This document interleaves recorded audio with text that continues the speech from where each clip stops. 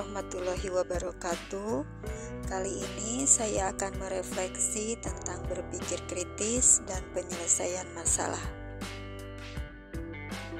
Apa itu berpikir kritis? Berikut ini ada dua definisi tentang berpikir kritis. Definisi yang pertama dari criticalthinking.com dan yang kedua dari Parker and Moore.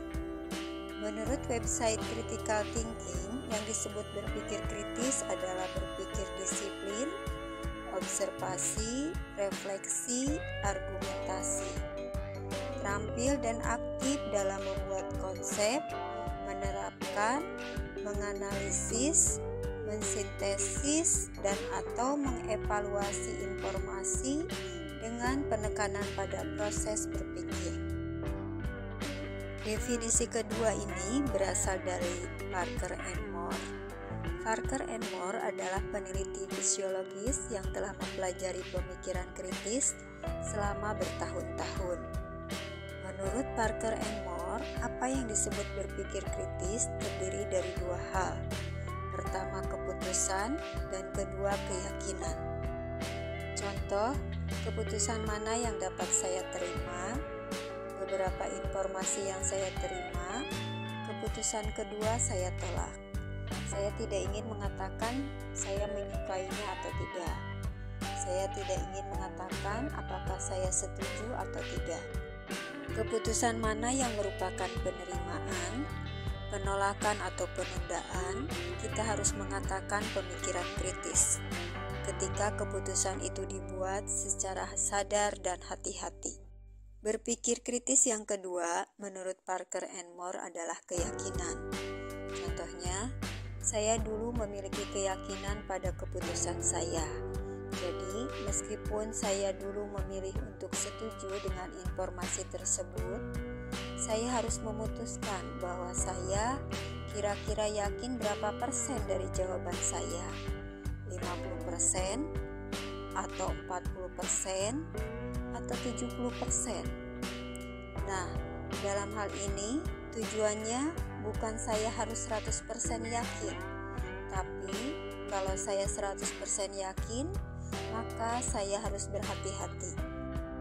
Tingkat kepercayaan tertentu dalam berpikir kritis sangat penting, yaitu untuk membuat kita tetap sadar dan perlu meninjau kembali keputusan sebelumnya. Jadi, kita melihat kedua definisi tentang berpikir kritis adalah proses berpikir yang ABCDE, tapi kalau Parker dan Moore mendefinisikan berpikir kritis itu sebagai keputusan dan keyakinan terhadap suatu informasi yang kita terima. Apa hubungan berpikir kritis dengan menyelesaikan masalah? Bapak Ibu mungkin sudah dihimbau untuk implementasi kurikulum merdeka. Banyak sekali kegiatan-kegiatan kurikulum merdeka itu, terutama yang berbasis project based learning. Itu sangat menuntut untuk mempraktikkan problem solving. Muridnya diberikan tugas menganalisis studi kasus, kemudian membuat eksperimen. Ini semuanya menuntut kemampuan untuk problem solving. Problem solving itu persyaratannya adalah berpikir kritis. Jadi, kalau seseorang itu tidak berpikir kritis, solusi yang dibuat oleh murid akan tidak kokoh. Berisiko untuk tidak menjawab benar-benar masalah. Yang ada kualitasnya tidak baik. Berikut ini 5 langkah problem solving, yaitu 1. Merumuskan masalah. Yang kedua, kemungkinan-kemungkinan solusinya. Yang ketiga, menimbang alternatif dari solusi yang tadi. Yang keempat, implementasi solusinya. Dan yang kelima, mengevaluasi solusi yang sudah kita praktekkan. Pada langkah 4 dan 5 problem solving, menuntut kita untuk berpikir kritis. Bayangkan kalau suatu problem solving tidak didasari dengan keterampilan berpikir kritis, solusi jadinya akan berantakan atau tidak berkualitas. Ada 3 aktivitas berpikir yang dapat mengembangkan berpikir kritis, yaitu 1. Menelusuri bukti setiap kali kita mendapatkan informasi. Coba pisahkan mana yang fakta dan mana yang opini.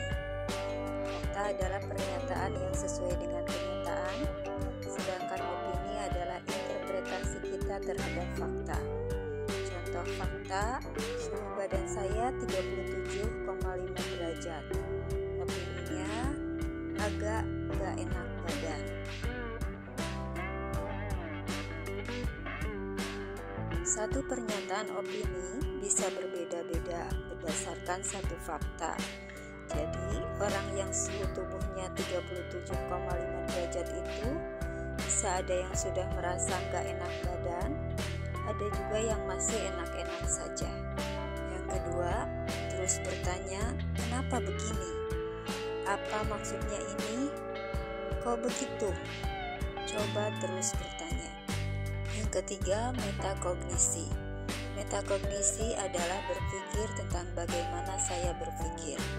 Contohnya, saya bisa sampai keputusan seperti ini karena apa ya? Kira-kira sudah tepat belum ya keputusannya ini? Sekian, terima kasih. Assalamualaikum warahmatullahi wabarakatuh.